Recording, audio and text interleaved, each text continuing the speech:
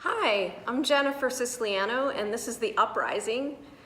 We're going to be looking at society and culture and looking at the structure and talking to people who question what's going on or propose new ideas. And today we have Daniel Norman. Would you like to introduce yourself? Yes. Hi, so I'm Daniel Norman, and I'm from an organization here in Providence called Democracy at Work. We are focused on educating people about what a worker cooperative is and trying to make it easier for people to form worker cooperatives in the state of Rhode Island. So just to get definitions out of the way, a worker cooperative is typically a small business that is owned by its employees, and the employees democratically manage that business and have all the managerial power that would normally be reserved to a boss or an owner. So it's a type of self-managed democratic workplace. And these exist. There are more of them than people typically realize. So one of the first goals of the organization Democracy at Work is to let people know that this is a possibility and encourage them to consider if forming a worker cooperative or looking to convert the business they currently work at into a worker cooperative might be the right choice for them. Now, worker cooperatives, being a small player within the Rhode Island economy, do not get the same type of attention and preferential treatment as some of the larger corporations. So we've been working on legislation that would make it easier for worker cooperatives to form and operate. Can you give us an example of or tell us a story about a worker cooperative that you know about? Yeah, I could. Would you prefer to talk about a Rhode Island one or one out of state? Whatever one you're comfortable with. Sure. So I was some months back up in Boston, and I see a sign for a company, and it just says the Boston Tech Collective, a worker cooperative. So I think I need to go check this out. So I go inside and get to talking with them, and it was a small IT firm that does computer repair and software development that was democratically owned by all of the employees there. So on the one hand, it seemed fairly similar to most other computer repair shop, helping you with viruses and stuff, anything like that. But there were some notable differences even just in the little bit of time I went in to talk to the employees there.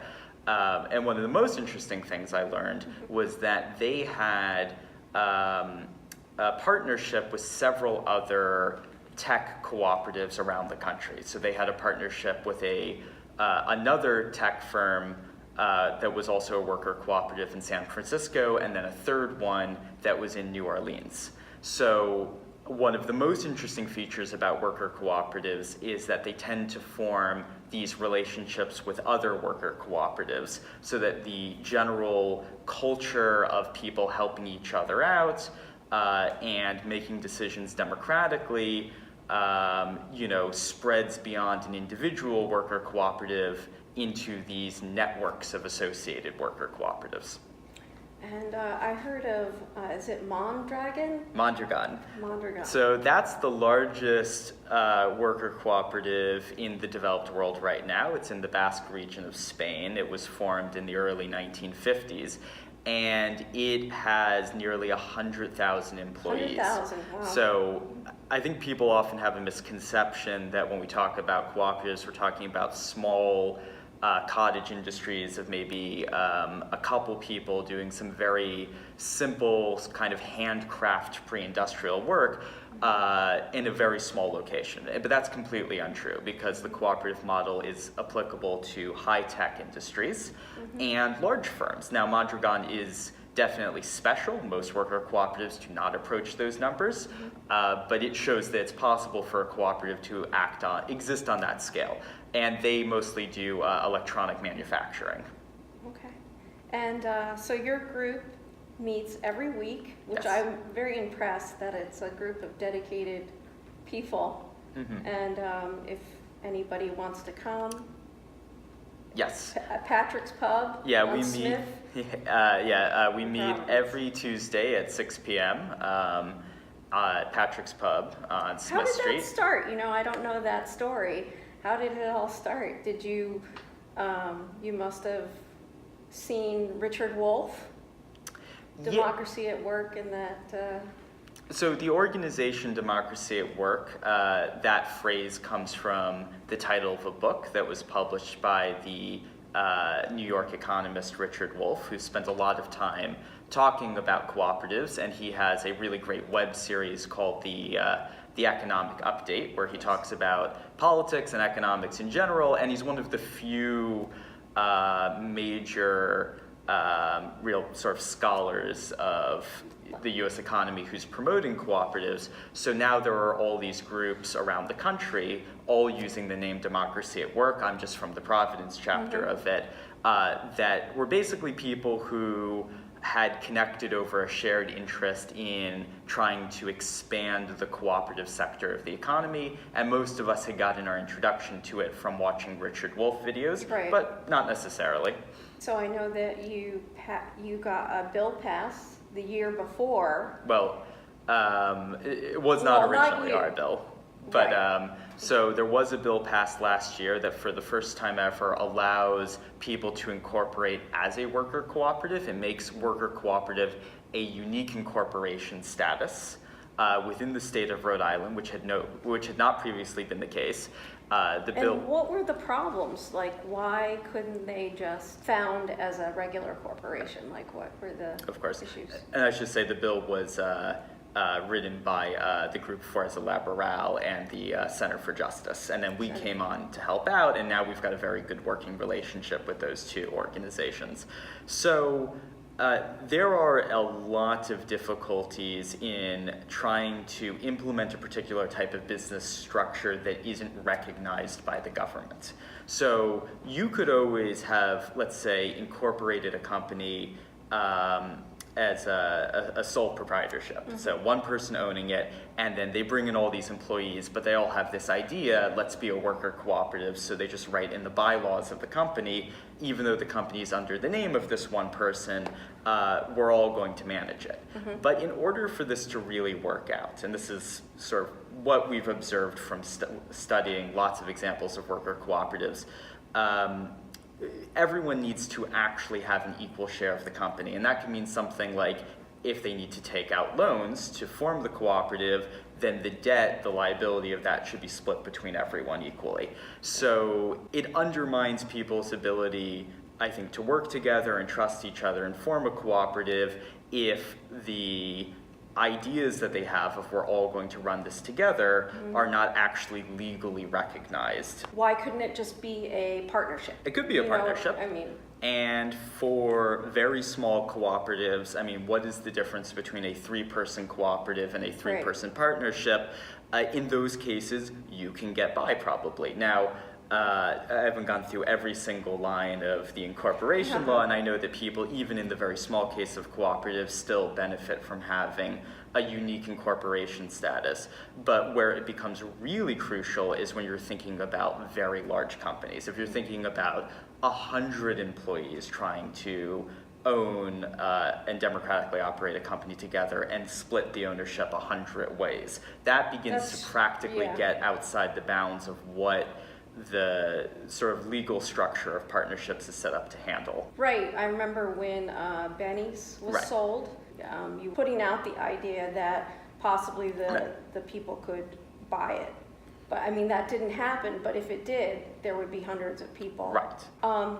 Speaking of that, you have another bill, maybe not you, or you're working with other people to push through another bill that has to do with this one large was company. our original This was idea. yours, This time it was our original idea, and then Okay. the same groups we'd worked with last year came on board to help us out.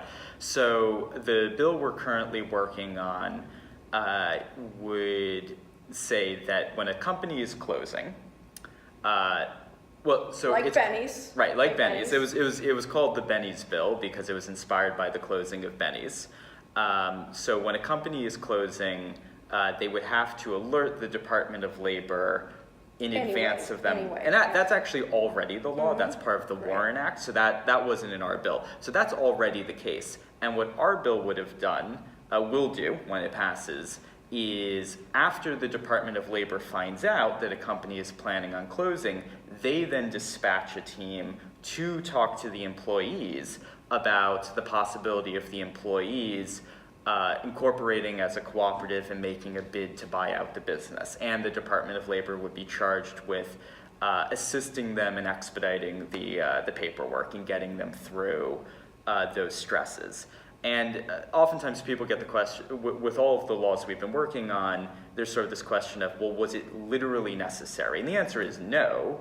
It's not, I mean, it's technically possible to form a cooperative now, it's just very difficult. Yes. Because there are unique challenges to trying to take a large group of people who have probably never in their lives before had any experience with acquiring a company and writing bylaws and trying to, it's a large group of people who don't have any prior experience. So having a template in the law, having a process set up, a sort of speed lane to make this actually happen, is very valuable for this to go from a theoretical possibility to something that's actually feasible for people to do. Do you know of any examples of where the owners, the employees bought a large company? Yes, I'm blanking on the name of the company. There was a brewery company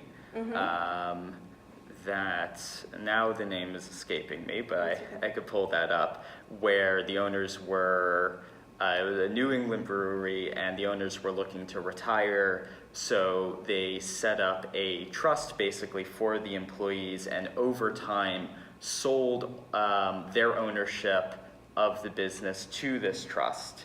And at the end of this process, the employees collectively took ownership of the trust and became the new owners of the business, and the bylaws of the business were changed to turn it into a cooperative. So it sort of had this transitionary phase where it looked a little bit more like an ESOP, which is just a situation where the employees have an option to buy stocks in the company, but it was that was used as a transitionary phase to transfer ownership of the company over to the employees, who then assumed full control at the end. And the owners stuck around to advise and oversee that process and the handing off of managerial responsibilities. I think that with the bill that you were proposing, wasn't there tax advantages for the business to sell it to their employees? I feel like I remember maybe... That, so the bill was introduced this session this year, and it passed in the Senate. It passed with nearly unanimous votes in the Senate, and it did not make it through the bureaucracy of the House, unfortunately. It didn't get voted down, it just got stuck in committee. So it's going to be reintroduced next session. Had we not been going into a midterm election, it most certainly would have gone through the full process. But there were, the session couldn't run late because everyone had to leave at a certain time to begin campaigning for 2018. So it's going to be reintroduced next session after the midterm elections. And the version that passed in the Senate last year, this previous session, I should say, did not have any changes to the tax structure, but it had been suggested all along to amend that version of the bill to include a carrot, basically, for business owners to consider looking at an offer from their employees to buy out the business, to consider that over other possible buyers by saying, if you sell to your employees, you don't have to pay state-level sales tax on that. Okay. But that wasn't proposed, but that could be something in the future. It was an idea that didn't make it into the bill last session, but will most likely be in the bill from the beginning when it's reintroduced this session, or this coming session. And why don't you tell us about the accelerator program that's coming up in September? Yeah, so Democracy at Work and Frezzle A Parral, which is a labor rights group here in Rhode Island, and also in partnership with the Navigant Credit Union, are putting together a 10-week co-op academy program. So starting the Saturday of September 22nd, and then every Saturday for the next 10 weeks at the Central Falls Navigant Credit Union office. there's going to be a series of talks about co-ops, the sort of ABCs of everything you need to know. So it's going to start off with conversations and information sessions, and then it's going to transition to training sessions of what are the skills people would need to have in order to seriously consider forming a cooperative.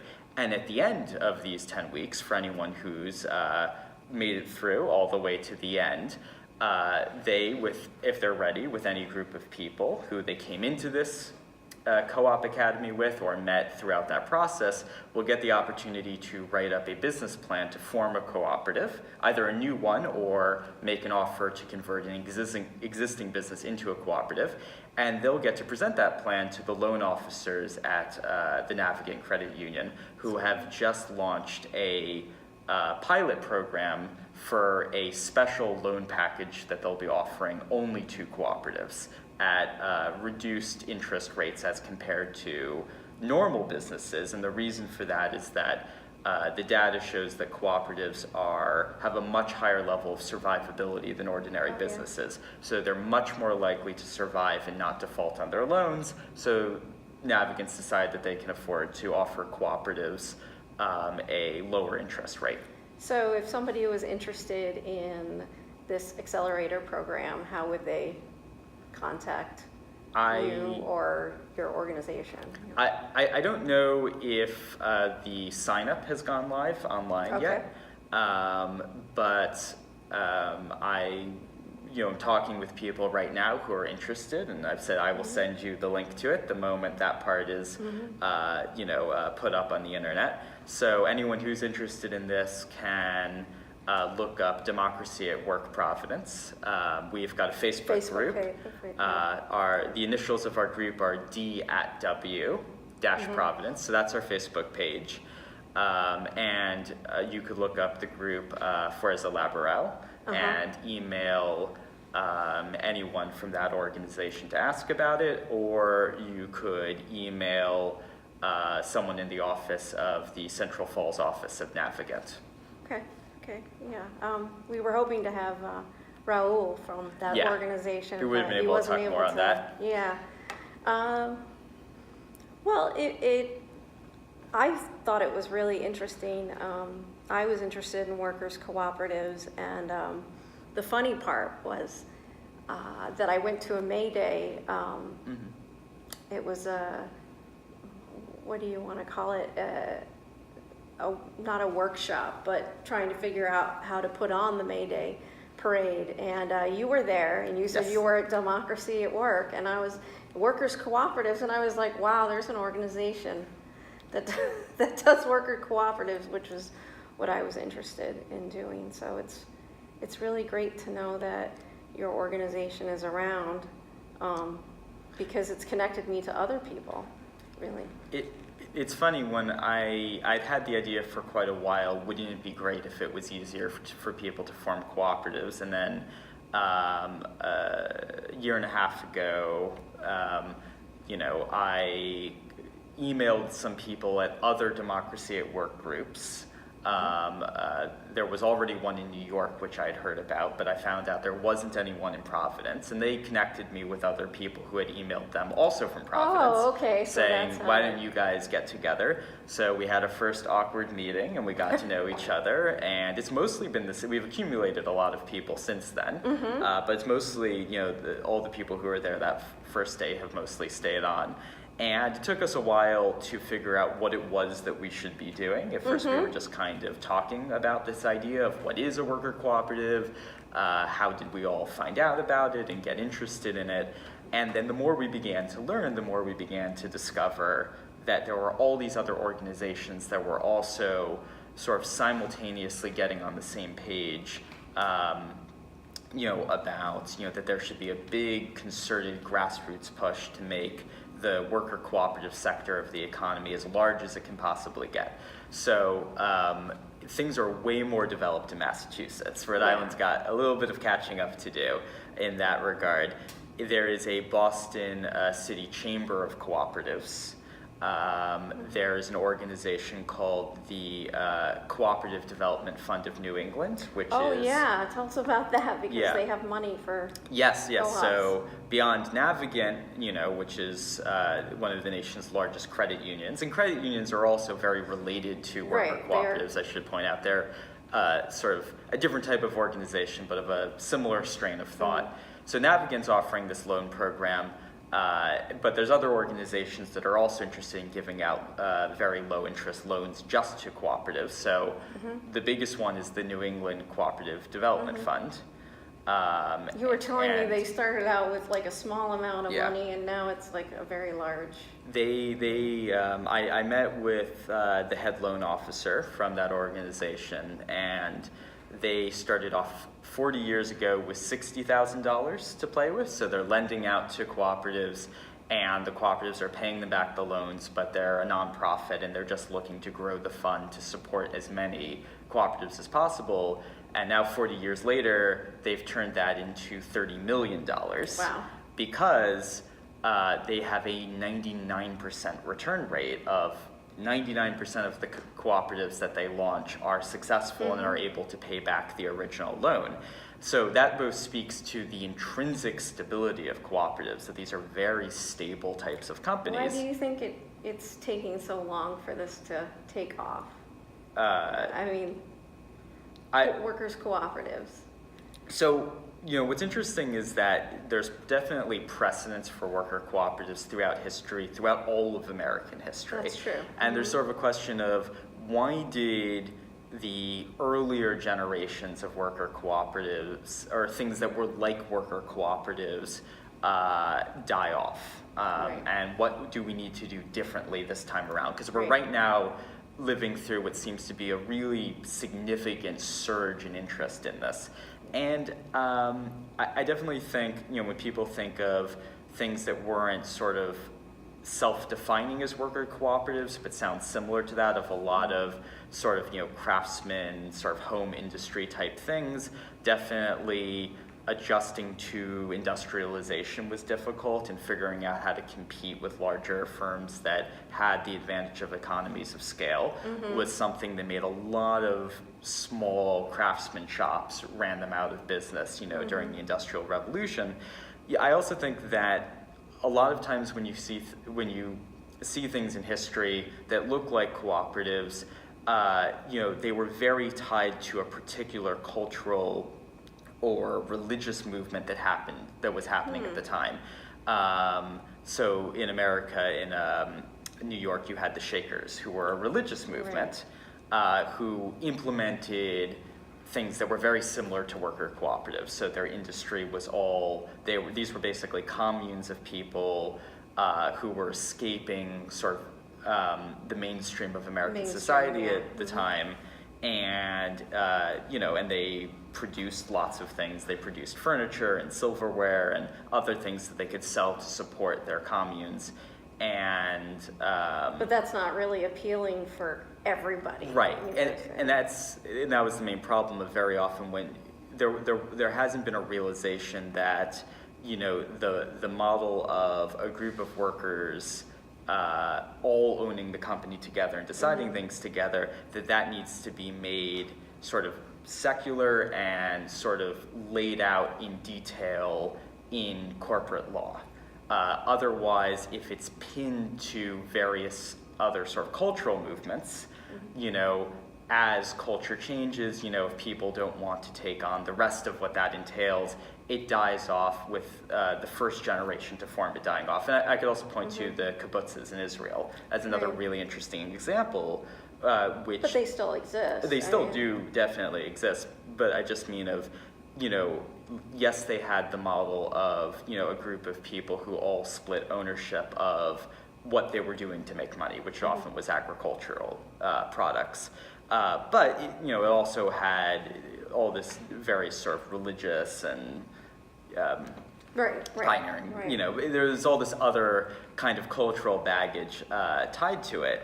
I think that one of the reasons it's so hard to form a workers' cooperative is because the cultural issues of people don't know how to compromise or work with other people on a equal level. Right. Because in our society, it's a more, the boss tells you what to do, and then a supervisor tells you what to do, and this is more unequal, so it's difficult.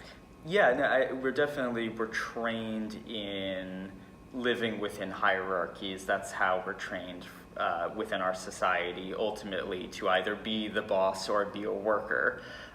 So to want to run a cooperative, or be part of one, it definitely takes self-work to sort of unlearn those bad lessons and learn that there's a different way of interacting with people. And I think that historically, a lot of these religious movements sort of provided a shortcut to that, because, people it was part of leaving behind mainstream society and, joining this movement that gave you purpose in other aspects of life. Right, but then if people didn't, if the next generation, people didn't want to be part of that religious movement, well, that was the end of it. So there's this sort of paradox with cooperatives of, on the one hand, they can be very intuitive to people in certain settings because there's so many examples of groups of people deciding to leave the mainstream of society and form things that are like cooperatives. But the structure of the cooperative has often been secondary to the reason that they were trying to get out of the main current of the society. And what's actually needed is the making of the cooperative business model conscious, So it's kind of like the model becomes part of regular mainstream culture. Right, and that you're forming a cooperative with this particular business model specifically for that business model, that there's sort of, you're consciously aware that that is the purpose of, that has become the main purpose of what you're doing. Right. Whereas in all of these past historical examples where people did things that were very similar to cooperatives, it didn't seem that was necessarily the main purpose of why they were creating those organizations. It was a way of running those organizations that was intuitive to people, but that wasn't the main reason people were joining those organizations. Now I see a lot of people, I think, misunderstand consumer co-ops and producer co-ops. Okay. So a lot of people have heard of consumer co-ops like a grocery store, or even some people don't know, but Ocean Spray is a producer co-op. Yeah.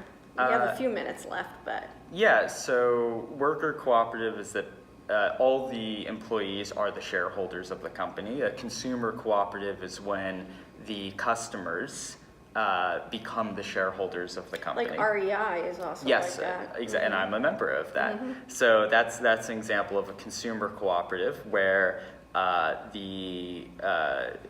any regular customer, can become a shareholder of the company, and that the control of the company does not become something that just anyone can buy an arbitrary number of stocks on the, on the stock exchange. It's, if you, have bought X amount of stuff from the company for this year, then you have the powers of a stockholder with one share, for that year. And then you could vote on things. So the company exists to service the consumers of the company rather than stockholders. And then there's a related idea called a producer cooperative, which is when you have a number of small companies that join together to pool their resources or sell their products all together under one brand, or buy whatever the inputs they need for their industry together to get a better deal. And that's called a producer cooperative.